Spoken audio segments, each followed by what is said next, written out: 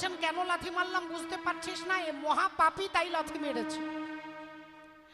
ভাই বলল না দাদা মিথ্যে কথা বলো না, তুমি পাপী বলে লাথি মারতে পারোনি, ও মরে গেছে বলে তুমি লাথি মারতে পেরেছো। ও যদি বেঁচে থাকতো তুমি লাথি মারতে পারতে? ভাই হরি বল। দাদা বললেন হ্যাঁ পারতাম। বললেন না দাদা, তাহলে তোমাকে এক্ষুনি একটা জ্যান্ত পাপী দেখাচ্ছি যে এর থেকে আরো ভয়ঙ্কর পাপী, জ্যান্ত পাপী যে এর থেকেও ভয়ঙ্কর পাপী। বড় শ্রীগাল বলছে দেখা তাহলে কোথায় সেই জ্যান্ত পাপী। আর অমনি ছোট শ্রীগাল মুখটা তুলে দেখাচ্ছে, ওই যে ভদ্রলোক উল্টো দিকে মুখ ঘুরিয়ে দাঁড়িয়ে আছে, ওই ভদ্রলোক হচ্ছে এর থেকে আরো ভয়ঙ্কর পাপী। আর যেই এ কথা বলেছে অমনি দাদা চিৎকার করে উঠেছে, চুপ! সর্বনাশ, সর্বনাশ, তুইও মরবি আমাকেও মারবি, তুই নিজেও মরবি আর আমাকেও মারবি, শীঘ্রই এখান থেকে পালা, এখান থেকে পালা, তাড়াতাড়ি পালা। ছোট্ট শ্রীগালটা বলল কেন দাদা এত ভয় পেয়ে যাচ্ছ, তুমি কাঁপছো, তুমি ঘেমে যাচ্ছ। বলি তোমার এত ভয়ের কারণটা কি? দাদা বলল তুই কাকে জ্যান্ত পাপী বলেছিস? তুই কি ওই ভদ্রলোককে চিনিস? যদি চিনতিস তাহলে এ কথা বলতে পারতিস না। ভাই বললেন দাদা গো ওই ভদ্রলোককে আমি খুব ভালো করে চিনি। দাদা বললেন না তুই চিনিস না। ভাই বলল দাদা আমি শুধু ওই ভদ্রলোককে চিনি না, ওই ভদ্রলোক যে বংশে জন্মগ্রহণ করেছে আমি তাদের সবাইকে চিনি। সবাইকে চিনি। ওই ভদ্রলোক যে বংশে জন্মগ্রহণ করেছে সেই বংশের নাম হচ্ছে চন্দ্রবংশ। আর চন্দ্রবংশের প্রথম পুরুষ হচ্ছে পরমাত্মা ভগবান শ্রী বিষ্ণু। বিষ্ণুর নাভি থেকে সৃষ্টি হলো ব্রহ্মা, ব্রহ্মার পুত্র অত্রি, অত্রির পুত্র সোম, সোমের পুত্র বুধ, বুধের পুত্র পুরুরুবা, পুরুরুবার পুত্র আয়ুষ, আয়ুষের পুত্র নহুষ, নহুষের পুত্র যজাতি, যজাতির পুত্র যদু, যদুর পুত্র পুরু, পুরুর পুত্র জন্মেঞ্জয়, জন্মেঞ্জয় পুত্র প্রচিষ্ঠান, প্রচিষ্ঠানের পুত্র মনুষ্য, মনুষ্যের পুত্র চারুপদ, চারুপদের পুত্র শুদ্ধু, শুদ্ধুর পুত্র বহুগব, বহুগবের পুত্র সংজাতি, সংজাতির পুত্র অসংজাতি, অসংজাতির পুত্র রৌদ্রাস্য, রৌদ্রাস্যের পুত্র ঋতেশু, ঋতেশুর পুত্র রস্তিনাভ, রস্তিনাভের পুত্র রেভি, রেভির পুত্র দুষ্মন্ত, দুষ্মন্তের পুত্র ভরত, ভরতের পুত্র ইক্ষু, ইক্ষুর পুত্র সংবরণ, সংবরণের পুত্র সুধনু, সুধনুর পুত্র সুহত্র, সুহত্রের পুত্র চবন, চবনের পুত্র কৃতি, কৃতির পুত্র উপরিচর বসু,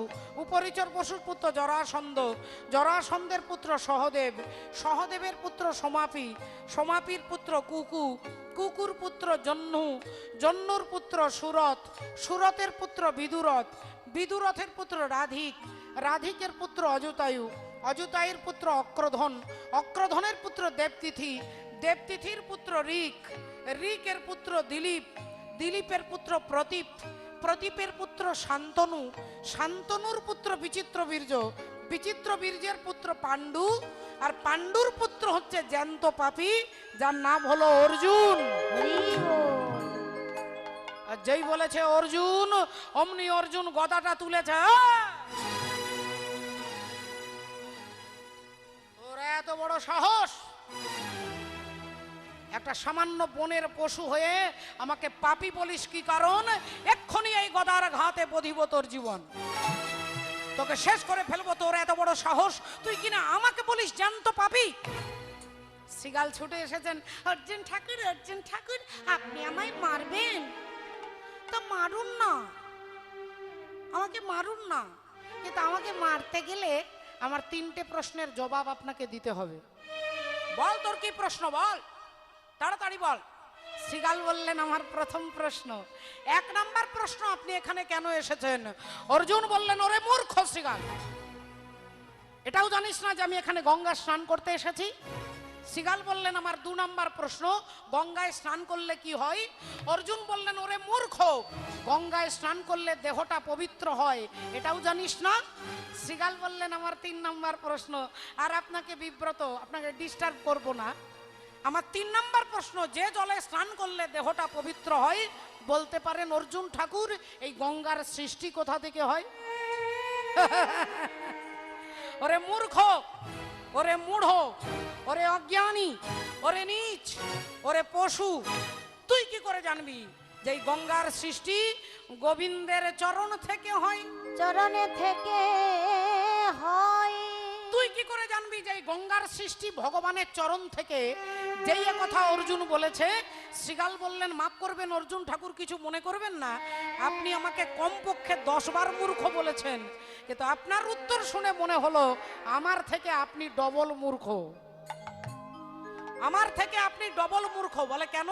না আপনি জানেন যে গোবিন্দের চরণ থেকে গঙ্গার সৃষ্টি।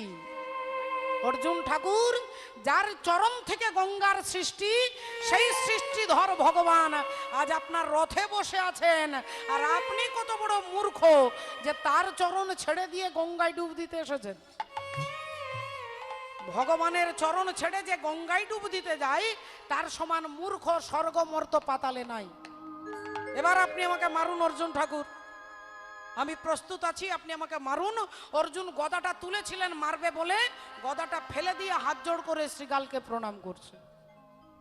হাত জোড় করে প্রণাম করছেন, শ্রীগালকে প্রণাম করছেন অর্জুন। যার হবে তার এক কথাই হবে, আর যার হবে না তাকে লক্ষবার বললে হবে না। ছুটে গেলেন অর্জুন, গোবিন্দের চরণ জড়িয়ে ধরলেন। ভগবান জিজ্ঞাসা করলো, অর্জুন তুমি এখনো স্নান করনি? অর্জুন বললেন, এতক্ষণ পরে বুঝতে পারলাম সব তোমার ষড়যন্ত্র, সব তোমার ষড়যন্ত্র। তুমি দুটো শ্রীগাল পাঠিয়েছো আমাকে চেতনা দেওয়ার জন্য। এই করেছ ভালো নিঠুর হে,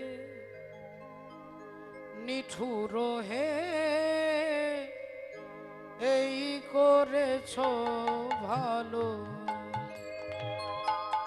এই করেছো ভালো নিঠুর হে, নিঠুর হে, এই করেছো ভালো।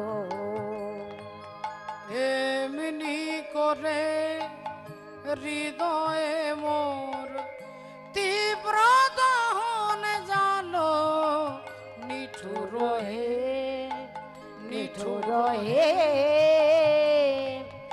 এই করেছো ভালো। আমারে ধূপ না পড়ালে গন্ধ কিছুই নাহি ঢালে, এ ধূপ না পড়ালে গন্ধ কিছুই নাহি ঢালে, আমারে দীপ না জ্বালালে দেয় না কোনো আলো, নিঠুর হে, নিঠুর হে, এই করেছো ভালো, এই করেছ ভালো, নিঠুর হে, নিঠুর হে, এই করেছো ভালো। এই ভক্তিমতী মায়েরা দেখুন একটু লক্ষ্য করে, যে ভগবানের কথা শুনতে আপনারা বসেছেন, এটাতে কি হয় না, গঙ্গায় স্নান করলে যেমন পাপ দূরীভূত হয়, ভগবানের নাম শুনলেই আপনার দেহটা পবিত্র হয়ে যাবে। মা, এই দেহটা পবিত্র হয়ে যাবে। এক কৃষ্ণ নামে জীবের যত পাপ হরে, পাপীর সাধ্য নাই জীব তত পাপ করে। আপনি বৃন্দাবনে যাবেন, হরিদ্বার যাবেন, কুম্ভে যাবেন, ওখানে গিয়ে যদি একটা মিথ্যে কথা বলেন, আপনার এত পরিশ্রমটা বেকার হয়ে যাবে। মা, আপনি তীর্থে গেছেন, তীর্থে গিয়ে মিথ্যে কথা বলছেন, আপনার তীর্থে যাওয়া বেকার হয়ে যাবে। আপনি কুম্ভে গেছেন, কুম্ভের প্রতি বিশ্বাস যদি না থাকে, কুম্ভে স্নান করে কিচ্ছু লাভ হবে না, শুধু ঠান্ডা লেগে যাবে, আর কিছু লাভ হবে। হরি বল। আপনাকে বিশ্বাস করতে হবে যে ওখানে গেলে আমি সমস্ত পাপ থেকে মুক্ত হয়ে যাব। এই বিশ্বাস যদি থাকে, বিশ্বাসে মিলাই বস্তু তর্কে বহুদূর। কিন্তু ভগবানের নাম আপনি বিশ্বাসে করুন, অবিশ্বাসে করুন, নাম আপনার কাজ করবে। দস্যু রত্নাকর মরা মরা মরা মরা বলছিলেন, এই মরা মরা বলতে বলতে রাম হয়ে গেল, আর রাম বলেই তিনি কি হলেন না, দস্যু রত্নাকর পণ্ডিত বাল্মীকি মুনি হয়ে গেলেন। তাই চৈতন্য ভগবান বললেন কলির জীবের জন্য একটাই ব্রত, একটাই কথা, সেটা হচ্ছে কি হরিনাম সংকীর্তন। হাসি মাখা বদনে ওগো ছল ছল নয়নে, আনন্দ কাননে মন ভ্রময় নিবা। সবাই উলুধ্বনি হরিধ্বনি দিয়ে মাগো, হরি বলো রাধে রে আমার হরি বলো মনে রে আমার হরি বলো মনে রে আমার হাসি মাখা বদনে।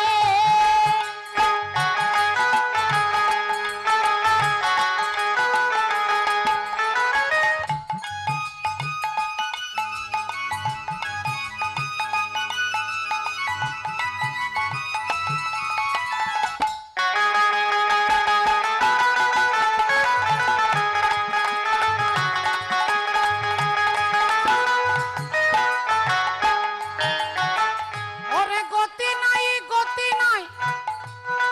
এই হরি নাম ছাড়া, কণ্ঠ ভরিয়া গাও হয়ে আত্মহারা।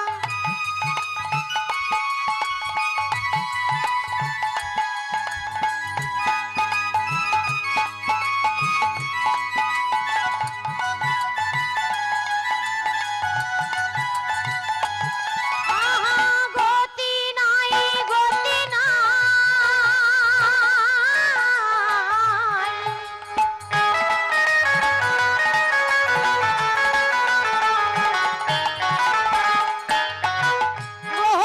নাই গতি নাই এই হরি নামে ছাড়া, কণ্ঠ ভরিয়া গাও হয়ে আত্মহারা। বলি ওই দেখো শ্মশানে কিবা রাত্রি দিনে, ওই দেখো শ্মশানে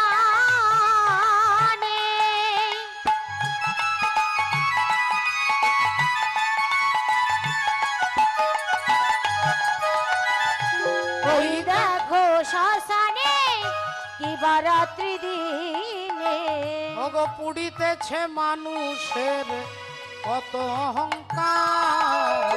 হরি বলো মনে রে আমার হরি বলো মনে রে আমার একবার হরি বলো মনে রে আমার একবার হরি বলো মনে রে আমার একবার হরি বলো ও মনে রে আমার। তাই হরিবলা ঠাকুর হরিবল বলাতে এই কলির জীবের কাছে বললেন, হরের নাম হরের নামৈব কেবলম, কলো নাস্তেব গতিরন্যত। ভক্তিমতী মায়েরা, আজকের এই সুন্দর পবিত্র সুন্দর একটা দিনে আমরা এখানে একত্রিত হয়েছি। যারা যারা বসেছেন মা, সংসারে অনেক দায়িত্ব, অনেক কর্তব্য, অনেক কাজ ফেলে আপনারা এখানে এসেছেন হরি কথা শুনবার জন্য। যতক্ষণ যতটুকু আপনারা থাকবেন আমি আপনাদের বেঁধেও রাখবো না, আর আমি আপনাদের তিরস্কারও করব না। যতটুকু থাকবেন শুধু সেই সময়টুকু একটু শ্রদ্ধা করে ভগবানের কথা আমরা শুনবো। সামনেই আসছে, আর মাত্র কয়েকটা দিন পরে আসছে বাবা ভোলেনাথের শিব চতুর্দশী। সেই শিব চতুর্দশীর দিনে তার তত্ত্ব, তার ইতিহাস, তার ঘটনা আমরা শুনবো। শাস্ত্র প্রথমেই বলে দিয়েছে যে অহংকার, আমাদের ভেতরের অহংকার, এই অহংকারের জন্যই আমরা ভগবানকে পাই না। কারো বিদ্যার অহংকার, কারো জাতির অহংকার, কারো গুণের অহংকার, কারো রূপের অহংকার, যে কোনো একটা অহংকার যদি থাকে তাহলে জীব বিনাশ হয়ে যেতে পারে। আজকে তার প্রধান চরিত্র আমরা শুনবো। অহংকার কার হলো না, বাবা ভোলেনাথের শ্বশুর মশাই, যার নাম হচ্ছে প্রজাপতি দক্ষ রাজা। হরি বল। তাই দক্ষ রাজার কিভাবে অহংকার চূর্ণ হবে তার তত্ত্ব, তথ্য, ইতিহাস আমরা জানবো, আমরা শুনবো। ভজনের মধ্য দিয়ে ভজন রাজ্যে প্রবেশ করব। একবার সবাই মিলে বলবো, বলো ভগবান কৃষ্ণচন্দ্র কি জয় বলো রাধা রানী কি জয় बोलिए भागवत महापुराण की জয় अनंत कोटि भक्त वृंदो की জয় निताई गौर सीतानाथ। सीतानाथ प्रमानंदे हरि वो तो गली गली हरि गुण गाने लगी, ऐसी लगी लगन मीरा हो गई मगन। वो तो गली गली गली हरि गली गुण गाने लगी, ऐसी लगी लगन मीरा हो गई मगन।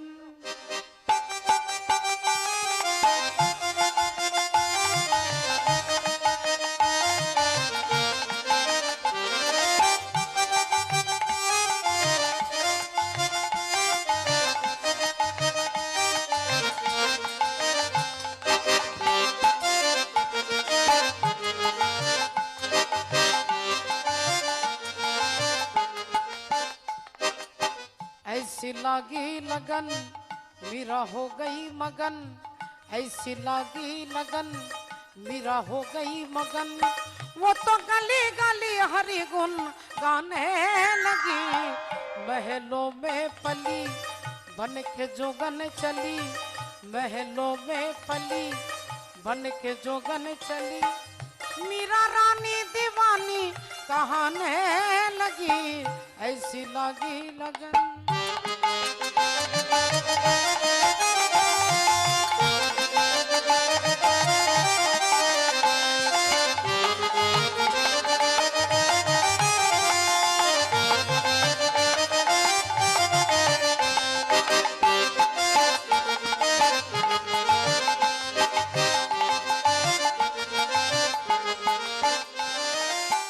कोई रोके नहीं कोई टोके नहीं,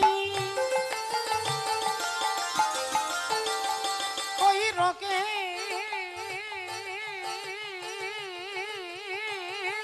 नहीं, कोई टोके नहीं, कोई रोके नहीं, कोई टोके नहीं। मीरा गोविंद गोपाल गाने लगी, बैठी संतों के संग रंगी मोहन के रंग। मीरा प्रेमी प्रीतम को मनाने लगी, वो तो गली गली हरि गुण गाने लगी, ऐसी लगी लगन मीरा हो गई मगन। वो तो गली गली हरि गली गुण गाने लगी, ऐसी लगी लगन।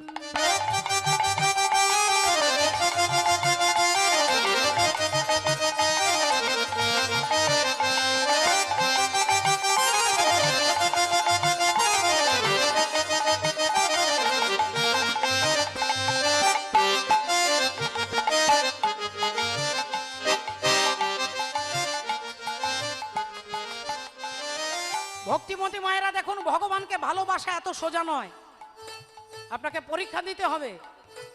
মীরাবাই ভগবানকে ভালোবাসলো, তার শ্বশুর বাড়ির আত্মীয় পরিজন তাকে বিষ খাইয়ে মেরে ফেলবার চেষ্টা করলেন। ভগবানের চরণামৃতের সঙ্গে বিষ মাখিয়ে দিলেন, আর মীরাবাই সেই বিষ পান করছে। ভগবান সেই বিষটাকে তুলে ভক্তকে অমৃত দান করছেন। রানা ने विष दिया मानो अमृत पिया, सानी दानी दा पदा मा पा मा गा मा गा रे गा रे गा धा री गा नी नी नी सा नी नी नी सा नी नी नी सा नी नी नी सा नी नी नी सा नी सा रे नी सा नी सा रे नी सा नी सा रे नी सा नी सा रे नी सा गा गा रे नी सा गा गा रे नी सा गा गा रे रे मा मा गा मा पा दा नी दा पा मा पा गा मा रे गा सा रे नी सा दा नी सा गा।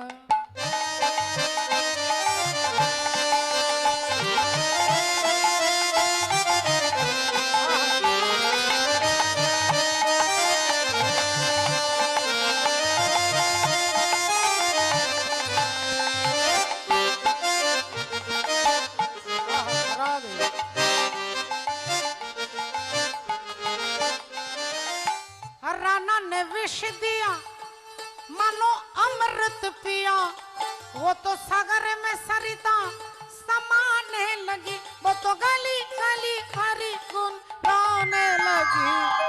ऐसी लगी लगन मेरा हो गई मगन, ऐसी लगी लगन मेरा हो गई मगन, ऐसी लगी लगन मेरा हो गई।